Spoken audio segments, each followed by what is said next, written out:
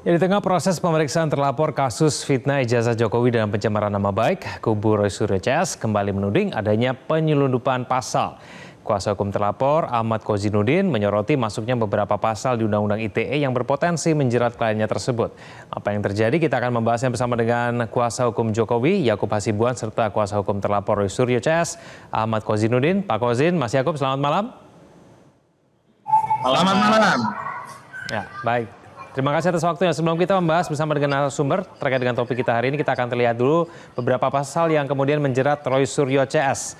Kita ke informasi yang pertama, pasal 310 KUHP berkaitan dengan pencemaran nama baik atau penghinaan, penjara paling lama 9 bulan atau denda 4,5 juta rupiah.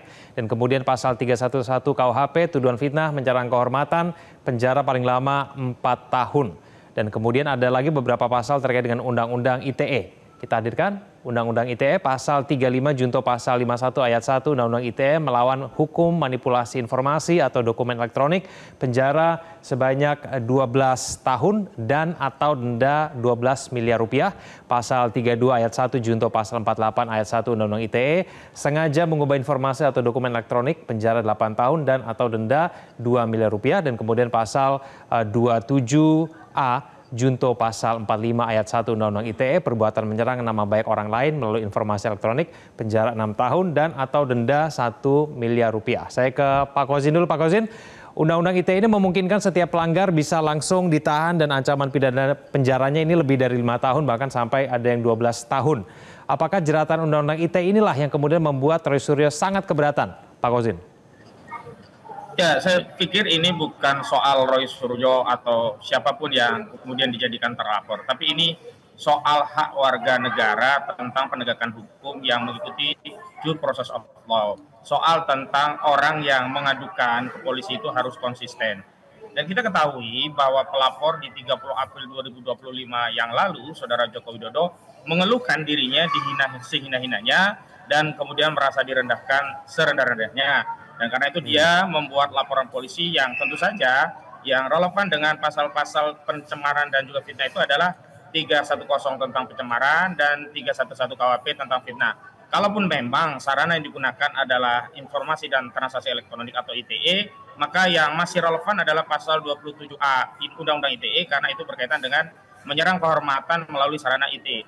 Tapi manakala kami melihat pada laporan pertama yang dilaporkan Saudara Joko Widodo, dimasukkan pasal 35 tentang manipulasi data elektronik, juga pasal 32 yang ancamannya itu adalah 12 tahun dan 8 tahun penjara. Ini kemudian kami membaca ada intensi ingin memenjarakan anak bangsa berdalih untuk memulihkan kehormatan dengan sejumlah pasal yang pasal-pasal itu ancaman pidananya di atas 5 tahun dan sesuai dengan KUHP, maka secara objektif maka penyidik bisa melakukan penahanan karena ancamannya di atas 5 tahun. Dan secara subjektif penyidik nantinya juga bisa melakukan penahanan dengan alasan khawatir orang itu akan melarikan diri atau menghilangkan barang bukti atau mengulangi tindak pidana lagi. Dan saya kira ada dua hal yang harus kita ketahui, bukan hanya soal penyelundupan pasal, tetapi juga penghilangan pasal. Karena selain laporan Saudara Joko Widodo, klien kami juga dilaporkan oleh sejumlah pihak, diantaranya Lecumanan, Andi Kurniawan, dan Maret Samuel Suiken. Pasal-pasal yang ditambahkan adalah 160 KUHP tentang penghasutan, kemudian juga ada pasal 28 ayat 2 Undang-Undang ITE junto 45A ayat 2. Juga ada satu pasal yang sebelumnya ada di penyelidikan tiba-tiba hilang. Ini pasal 28 ayat 3 junto 45A ayat 3 yang ancaman pidananya 6 tahun penjara yang berkaitan dengan pemberitahuan kabar bohong yang menerbitkan kerusuhan di tengah masyarakat, yang itu kami yakini dihilangkan setelah kami melakukan kritik keras terhadap saudara-saudara yang mengaku sebagai Pradi Bersatu, karena sebelumnya mereka berulang kali bicara statement di media melaporkan atas nama Pradi Bersatu, tetapi ketika SPDP itu dikirimkan ke Kejati DKI Jakarta yang tembusannya ada pada klien kami, ternyata tidak ada pelapor atas nama Pradi Bersatu. Artinya mereka ingin agar terhindar dari jebakan mereka sendiri yang sebelumnya menuduh orang lain melakukan pemberitaan bohong, justru mereka di sejumlah media melakukan pemberitaan bohong. Dan itu yang kami lihat pada pelaporan klien kami dan panggilan sebagai saksi dalam tingkat penyidikan, itu pasal 28 ayat 3 Undang-Undang ITE ini dihilangkan. Dan yang paling penting adalah ada tindakan-tindakan yang berlebihan oleh penyidik yang ini melanggar hak asasi manusia berkaitan dengan proses pemeriksaan. Kemarin hari Selasa yang lalu ada 3 saksi yang diperiksa, yang satu saksi bernama Sunarto, seorang YouTuber itu baru bisa pulang itu setelah jam 4 menjelang subuh. Ini luar biasa dan kami kira ya kita semua tentu tidak setuju, tidak sependapat dengan tindakan penyidik yang seperti ini dan tentu ini menjadi wacana baru dalam KUHP agar proses pemeriksaan saksi itu harusnya tetap dilakukan dalam proses jam kerja dan itu pula yang kemudian melatar belakangi saat hari Rabu pemeriksaan klien kami yang lain yakni Roy Suryo, Rizal Fadila dan Kurniati Roryani kami menyampaikan kepada penyidik agar pemeriksaan setidak-tidaknya paling lambat maghrib kalaupun tidak bisa diselesaikan dalam waktu yang sudah ditetapkan itu lebih baik dilakukan proses pemeriksaan ulang atau penjadwalan ulang. Dan ternyata kemarin alhamdulillah ya 3 orang saksi ini rata-rata ya Pak Rizal Fadila itu selesai sekitar jam 4, Pak Roy Suryo juga jam 4, Pak Rizal bahkan jam setengah 3 kalau tidak salah. Ini berkaitan dengan apa yang disampaikan oleh Rizal Fadila bahwa dirinya ingin ditunjukkan bukti ijazah pelapor yang kabarnya sudah disita oleh Polda Metro Jaya tapi tidak bisa ditunjukkan. Karena itulah sejumlah pertanyaan sampai 85 pertanyaan konsisten dijawab dengan berkeberatan untuk memberikan jawaban sebelum ditunjukkan ijazah sebagai dasar laporan bahwa ada dugaan fitnah dan pencemaran karena asal muasal dari kasus ini adalah dugaan ijazah palsu yang hari ini katanya konon disita oleh penyidik Polda Metro Jaya. Begitu. Oke, baik saya ke Mas Yako. Mas Yako, apakah memang pasal-pasal ini memang dimasukkan ke dalam laporan terhadap Roy Suryo CS? Iya, betul. Memang pasal-pasal itu kami masukkan dan perlu kami tanggapi dulu bahwa kalau ada anggapan bahwa itu merupakan penyelundupan pasal, itu sangatlah tidak benar dan tidak berdasar. Karena pada saat kami melaporkan, kami juga sudah memasukkan semua fakta-fakta dan juga bukti-bukti yang ada untuk mendukung dugaan yang kami laporkan tersebut. Jadi semua akan jelas nanti di laporan kami maupun di BAP Pak Jokowi. Yang mana nanti di persidangan lah, apapun akan memiliki hak untuk melihat berkas perkara tersebut. Namun kan ada hal-hal yang tidak bisa saya sampaikan dulu di sini. Tentunya saya sebagai lawyer memiliki strategi penanganan perkara. Nah, mungkin saya buka semuanya di sini. Dan mereka tentunya juga nanti memiliki waktu sendiri untuk melihat itu semua. Nah, kemudian kalau ada juga anggapan bahwa intensinya adalah untuk memenjarahi orang-orang ini. Kalau intensi dari awal sudah kami sampaikan pada saat kita melaporkan adalah untuk memulihkan nama baik Pak Jokowi dan keluarganya dan juga untuk mendapatkan kepastian hukum untuk klien kami. Jadi dari awal itu kalau mereka menganggap mau menjarakan, justru pertanyaan simpelnya kalau orang yang mungkin tidak perlu ahli hukum itu hanya simpel sebenarnya. Yang melaporkan duluan siapa? Padahal mereka duluan yang melaporkan Pak Jokowi di Mabes Polri, di Barreskrim. Jadi kalau ada anggapan seperti itu, menurut saya tidak benar. Dan ya saya tidak perlu tanggapi lebih jauh mengenai itu. Nah, ada juga anggapan tadi bahwa tadi itu poin berikutnya mengenai ada juga anggapan mengenai bahwa ada seorang saksi yang meminta penyidik menunjukkan ijazahnya yang sudah disita. Saya sampaikan di sini bahwa penyidik tidak memiliki kewajiban untuk melakukan itu. Karena nanti tempatnya adalah di persidangan. Di persidangan nanti tentunya itu terbuka juga. Siapapun, khususnya terdakwa, boleh nanti melihat itu. Pada saat jaksa menggunakan barang-barang bukti itu untuk menguatkan dakwaannya, tentunya terdakwa berhak untuk melihat itu. Tapi tempatnya adalah bukan pada saat di penyidikan ini. Begitu mungkin Mas. Ya Mas Yoko, tapi nanti ijazah apakah memang akan dipastikan akan dihadirkan di persidangan, ditunjukkan? Kalau logikanya sudah disita, tentunya pasti akan digunakan jaksa nanti ketika ini sudah P21 kan akan dilimpahkan ke jaksa dan pasti akan digunakan untuk menguatkan dakwaannya nanti di persidangan. Kalaupun tidak juga dari Pak Jokowi dari awal sudah sampaikan. Kalaupun memang nanti diminta oleh pihak yang berwenang, ini kan sudah contoh yang sangat simpel Mas, diminta oleh polisi diserahkan, disita pun ya diberikan karena itu adalah perintah demi hukum atau pro justisia, apalagi nanti di pengadilan. Dan saya yakin bahwa ketika itu dimintakan oleh hakim, khususnya hakim memerintahkan, pasti Pak Jokowi akan menunjukkan. Tapi jangan sekarang, jadi tunggu tanggal mainnya Mas. Ya.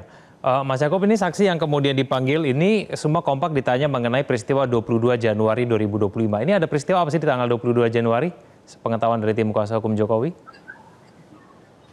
Ya, kembali lagi tentunya tidak semua hal dapat saya sampaikan sebagai bentuk strategi kami. Namun dari laporan kami itu sudah sangat jelas, sangat clear.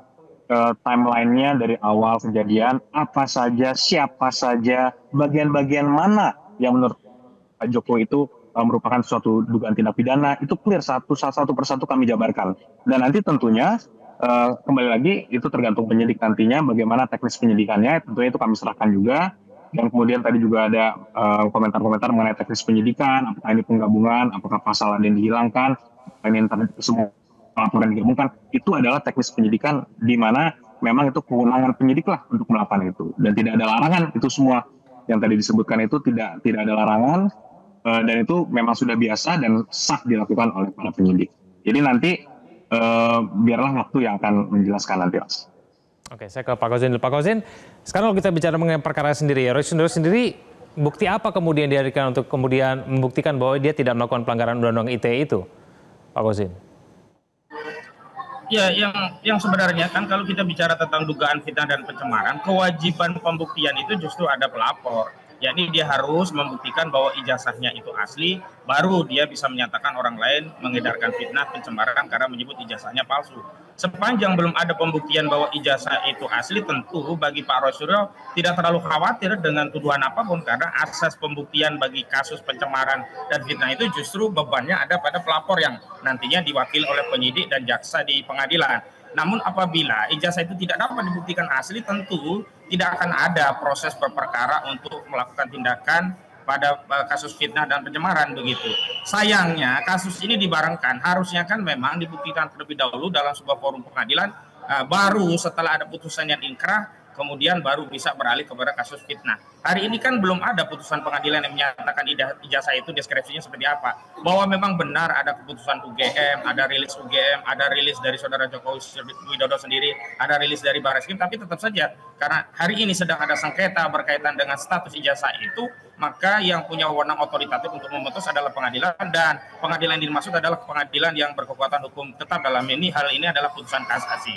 Yang kedua, saya kira ada hal yang harus kita soroti, kita perbandingkan dengan kasus pencemaran dan fitnah yang pernah dilaporkan oleh keluarga Pak JK berkaitan dengan tuduhan fitnah yang akhirnya terbukti di pasal 311 KUHP, di mana terpidana Sylvester Matutina diganjar 1,5 tahun, walaupun sampai hari ini orangnya kabur, yang katanya mau taat hukum justru kabur. Tapi saya ingin lihat sisi yang lain, yakni saat itu laporan yang dilakukan oleh keluarga Pak JK itu jujur, ya, dan bertanggung jawab, ya, kesatria, negarawan. Kenapa? Karena masalahnya adalah tentang pencemaran dan fitnah, maka pasal-pasal yang dilaporkan hanyalah pasal 310 KUHP dan 311 KUHP, walaupun akhirnya yang terbukti adalah 311 KUHP dengan vonis 1,5 tahun penjara. Padahal saat itu Undang-Undang ITE di 2017 itu sudah ada, karena Undang-Undang ITE itu sendiri sudah ada sejak 2008. Tapi Pak JK tidak kemudian mencampur adukan masalah pencemaran ini dengan sejumlah tuduhan-tuduhan yang lain yang punya intensi untuk bisa menahan orang. Dan terbukti Sylvester Matutina itu tidak pernah ditahan karena ancamannya di bawah 5 tahun penjara. Dan hari ini kita lihat apa yang dilakukan oleh laporan Saudara Joko Widodo yang memasukkan, menyelundupkan pasal 35 dan 32 yang dengan ancaman 12 tahun penjara, maka kami meyakini ada intensi yang jahat ingin memenjarakan anak bangsa melalui sejumlah pasal yang apabila nanti itu bisa ditetapkan sebagai tersangka, maka bisa meminjam otoritas kepolisian untuk melakukan penahanan. Demikian. Ya, tanggapan terakhir Mas Yakub, silakan. Ya, jadi mengenai intensi ini perlu saya sampaikan lagi kembali bahwa dari awal intensinya adalah untuk mendapatkan kepastian hukum dan juga pemulihan nama baik untuk Pak Jokowi. Jadi saya juga harus sampaikan bahwa tidak ada satu orang pun di Republik ini yang kebal hukum. Apalagi berkedok dengan penelitian, adalah riset, adalah ahli. Tidak ada ahli pun, semua harus taat hukum. Ahli pun dalam melaksanakan tugasnya itu memiliki etika-etika tertentu yang tidak bisa tentunya menjadi alasan pembenar dia dapat melakukan dugaan tindak pidana. Saya pun lawyer dalam melakukan pekerjaan saya, walaupun kami juga memiliki tentunya hak atau kami memiliki juga proteksi dalam melakukan pekerjaan kita, juga bukan berarti kami juga bisa melanggar hukum. Jadi itu semua harus diperjelas dulu dari awal. Dan juga satu lagi terakhir, bahwa masih juga ada anggapan dari pihak mereka selama ini bahwa Pak Jokowi tidak gentle, bahwa selama ini seakan-akan Pak Jokowi tidak menyebutkan ada nama dalam laporannya, tapi terlapornya sekarang keluar banyak sekali nama. Dari awal kami sudah sampaikan berkali-kali. Di laporannya kami jelaskan satu-satu tindakan siapa saja yang kami duga, apa saja yang dilakukan dugaannya, dan melalui apa. Namun karena ini dilakukan melalui sosial media, kebanyakan penyelidik di situ harus juga melakukan penyelidikan apakah benar orang yang kami duga itu memang orang itu. Makanya itu ada pasti penyelidikan di situ. Ternyata di penyelidikan itu ditemukanlah unsur pidana, dinaikkanlah ke penyidikan, baru keluar nama-nama terlapor itu. Jadi jangan sampai ada orang-orang tetap yang masih mengatakan seakan-akan kami tidak menyebutkan nama padahal delik aduan. Kami sebutkan dalam laporan kita. Namun karena ini melalui media elektronik atau melalui sosial media, perlu diselidiki lebih jauh. Jangan sampai ternyata itu AI. Jangan sampai ternyata itu bukan dia. Oleh karena itu sekarang sudah keluarlah nama-nama terlapor itu. Sehingga kami tunggu dan kami hormati, kami harap para penyidik di Polda Metro Jaya dapat secara cepat menyelesaikan persoalan ini. Gitu Mas Kevin. Kita tunggu nanti kecepatan dari Polda Metro Jaya untuk mengungkap kasus ini seperti apa. Mas Yakub, Pak Kozi, terima kasih sudah bergabung sama kami di Prime Time News. Saat malam semuanya. Terima kasih Mas Kevin. Ya, sama